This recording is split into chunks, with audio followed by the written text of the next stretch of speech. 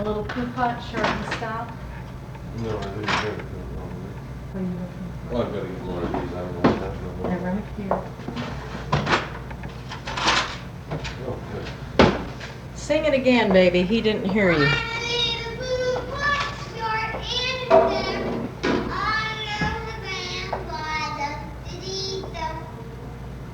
You are, huh? I'm not sure when that was done, but it was obviously some time back because I haven't been too good at recording Jennifer's voice as she progresses. But here's one that was on my my answering machine the other night when I came home, which was around May 15th, 1989, and it's so precious I thought I would save this for everybody to hear.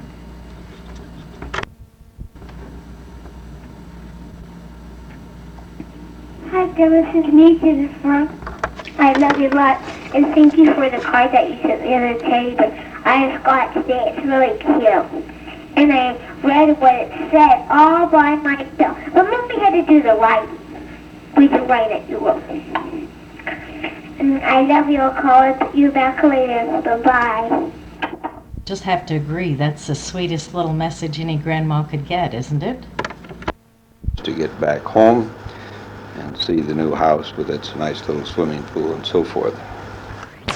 I spent most of the time while I was in Sydney visiting old-time business associates in the travel world to get words of wisdom and reaction to the idea of promoting golf trips from Australia to Fiji and beyond.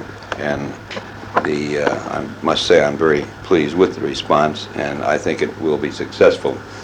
Tying in with this friend of mine who's been doing it out of New Zealand for several years and quite successfully, and he only has a base of about 3 million people to work on, where Australia has some 4 times that money. So if he can do it successfully there, I'm quite sure Australia will be a good market for it too. He'll have a bit of interest in my Sydney business, and I'm tying in with one of the large travel organizations who have offices in all the main centers, Sydney, Brisbane, Adelaide, Melbourne, and Perth. And while I will do the actual promotion myself by holding seminars and stimulating people to travel, when it comes down to writing the ticket, I'll refer them to these associates. I'll be working while I am here in Fiji, firming up the various programs, and we're going to plot out specific departures over the next 18 months or 2 years. Initially, I'm aiming, if the dates don't conflict, for 2 trips to the U.S., one being the Hawaiian Open, which is something John has already promoted out of New Zealand, and the second, the Dinah Shore Colgate Palm Olive Tournament in Palm Springs. So I'm aiming to do that this coming year. And I think I indicated that that was an objective when I was there, and I would then plan to stay on and have a bit of a visit. So keep my room ready, please. I met with John in Sydney the other day. He came over from New Zealand, and we're meeting next week on the other side of the island here in Fiji, where he has a group of lady golfers here arriving here over the weekend. I was going to try and get in action here and promote some travel out of Australia to Hawaii for a special trip that John has already organized, but he tells me it's closed out. But he's trying to get me a free seat, and I'll go along kind of as a familiarization, just to get a little more feel of what it is like to take a group along. I put the wheels in motion while I was in Australia to form a company, and if the Registrar of Companies accepts the name chosen, it will be Golf Tours Limited. Eddie Emerson, he's my partner here in the pro shop at the Fijian, also came down to Sydney and spent a week with me, where we visited a number of clubs in the Sydney area to explore the possibility of introducing Acushnet Titleist golf clubs and Titleist golf balls to Australia. This has some promise, but there is strong talk that the tariff duties and protective quotas may be installed, so we won't do anything until Australia announces its next budget, which will be this coming August. I came back from Australia a little earlier than anticipated, mainly because the weather is so miserable there. They had a long stretch of sunny weather for this time of the year. It was nice and crisp, and it was good the first couple of weeks I was there, but that's when I was the busiest, when I got a little bit of time to play a couple of games of golf. The weather had changed dramatically, cold, rainy, and windy. And Eddie and I had 2 games scheduled during the week he was there, both of which we had to cancel out because of rain. It was the same prediction for last weekend, so I said the heck with it and came back to Fiji, where we are well and truly into our cool, dry season with beautiful, sunshiny days, and the golfing is most enjoyable indeed. It is now 1 day later. I just finished that first side of the tape and was interrupted and did not get back to it. It's now about 8 o'clock in the morning. I slept a little longer than usual, and I'm just about to pour my second cup of coffee. It is another beautiful sunshiny day, and I've decided to go off to Suva for a couple of days and get finalized with the Australian Commission and cover another few personal things. Weather hasn't been too good over there. I'm just about to call a friend of mine and see if it's worthwhile bringing my clubs. Hold on, I'll be back shortly. Friend's on the way to the office, so I'll have to wait a few minutes.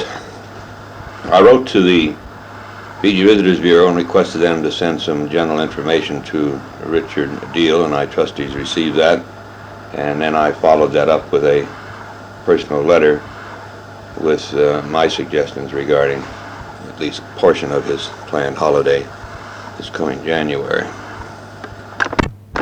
Just looking, while I was making a phone call, I had this John Cooper's golf program schedule lined up. In the Hawaiian Open next year, the group leaves the first part of January, and it's a 19-day trip.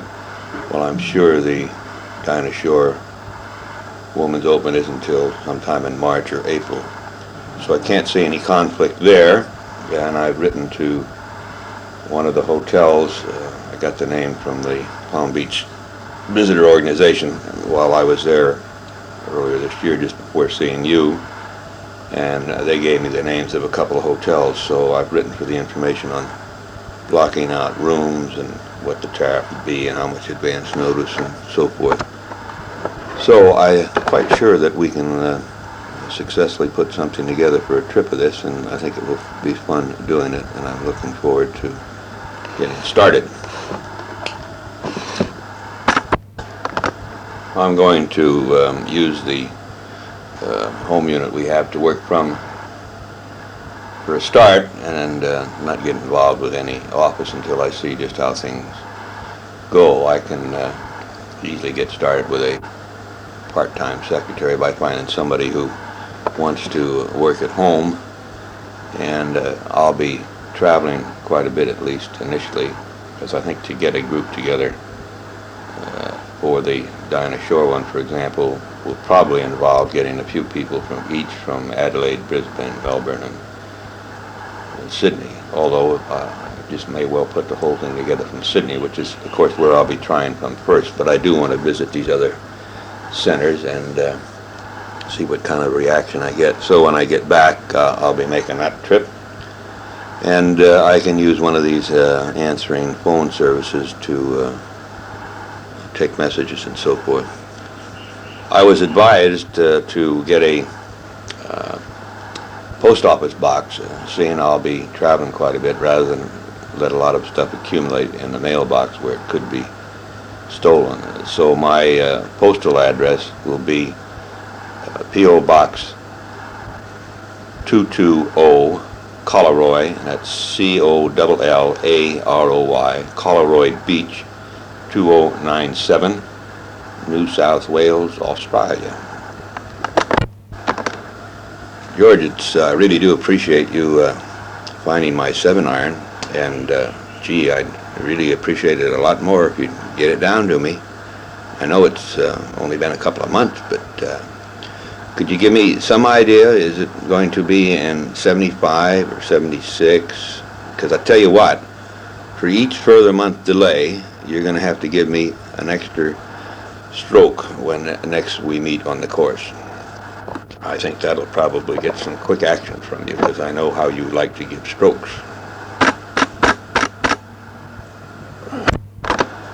My Sydney phone number, too, incidentally, 982-5590. It is in the book, and it's the only slimmer in the book, so if you've got any friends coming down this way you'd like me to look after, just let me know, and I'll be happy to do what I can if I'm in the area and not tied down.